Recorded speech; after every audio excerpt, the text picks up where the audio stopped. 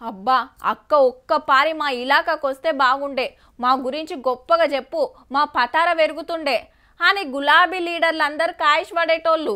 గట్లనే వస్తుందంటేనా 10 రోజుల కాంచెల్లి ఎన్నో పనులు సగబెట్టేటోళ్ళు ఊరు శివారుకు పోయి ఎదుర్కొని ర్యాలీ తీసుకుంటా పటాకులు కాల్చుకుంటా ఆట పాటలతో దొలకపోయేటోళ్ళు. అదంతా మునుపు. ఏమంట కవితక్క కారు దిగిందో, అబ్బా మా ఏరియాకు రాకుంటే బాగుండు అని అనుకుంటాన్రట. ఎందుకంటే ఇగో గిందుకు పాలమ్మి పూలమ్మి మల్లారెడ్డి సారు ఇంతగానం సంపాదించిండా అని అందరికి డౌట్ వస్తున్నది కదా.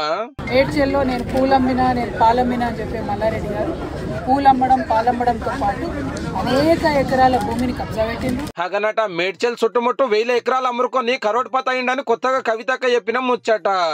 ఏండ్ల సంధి పాలు పూలు అమ్మేటోళ్ళు ఉంటానికి ఒక ఇల్లు 100 గజాల జాగనో కొనుడు గాక కిరాయిన్లనే ఉంటున్నారు. మళ్ళా జవహర్ నగర్ మొత్తం ఏరియా అంతా చూసి అందరితో కూడా 58, 59 జీవో కింద పైసలు కట్టించుకున్నారు. రిజిస్ట్రేషన్ ఎందుకోసం కాలేదు? రిజిస్ట్రేషన్ మల్లారెడ్డి గారి కుటుంబ సభ్యులకు రిజిస్ట్రేషన్ అయిందని చెప్తున్నారు.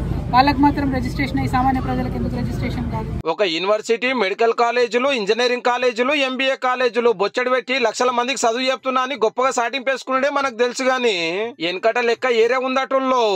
వారి కాలేజీలు వారి యూనివర్సిటీలు తప్పితే ప్రజలేం బాగుపడ్డారని చూస్తే మాత్రం దారుణమైన పరిస్థితి. ఎందుకంటే ప్రభుత్వ జూనియర్ కళాశాల కావచ్చు, ప్రభుత్వ డిగ్రీ కళాశాల కావచ్చు తక్కువనే. మొత్తం ప్రైవేట్ పరమైపోయింది. ప్రైవేట్ ఎడ్యుకేషన్ హబ్గా మారిపోయింది. గంజాయి కట్టగా మారిపోయింది.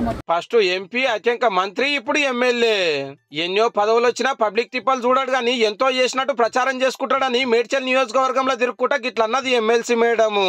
తాగునీరు గాని, రోడ్లు గాని, స్కూళ్లు గాని, హాస్పిటల్ గాని ప్రతి ఒక్కదానికి ప్రజలు ఇబ్బంది పడుతున్నటువంటి పరిస్థితి. మరిగా మల్లారెడ్డి సార్ ఏమంటాడో చూడాలి. అయితే కేసీఆర్ సార్ బాయికాడికి పోయే తువ్వాలుండే లక్ష్మాపూర్ వరకు నక్సలేక భూములు ఆగమాగం ఉండే.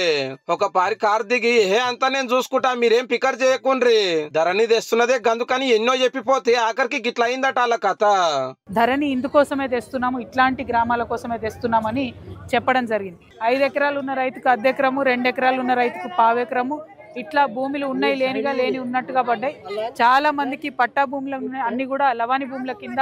ధరణి గంత సక్క ఉందనే ఈ సర్కార్ భూభారత్ తెచ్చింది. మరి ఇప్పుడన్నా ఇలా తిప్పాలు తీరుతాయో కానీ మీరు మంచిగా నజర్ వేసినరో లేదో. కవితక్క ఆరానికో జిల్లా ఓవుడు, అక్కడ బీఆర్ఎస్ లీడర్ల భాగవతం బయటేసుడు నడుస్తుంది జోరుగా.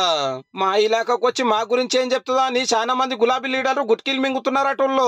ఉప్పలు, మల్కాజ్గిరి, కుత్బులాపూరు, మేడ్చలు, కుకట్పల్లి ఈ నియోజకవర్గాలన్నింటిలో కూడా మొత్తం బీటీ బ్యాచ్ గెలిచింది. వాళ్ళు గెలవలే, అందులో వేరే పార్టీలలో గెలిచి బీటీ బ్యాచ్ అంటే తెలుసు కదా, బంగారు తెలంగాణ బ్యాచ్ అన్నట్టు. చెరువుల కోసం, భూముల కోసం, పవర్ కోసం వచ్చి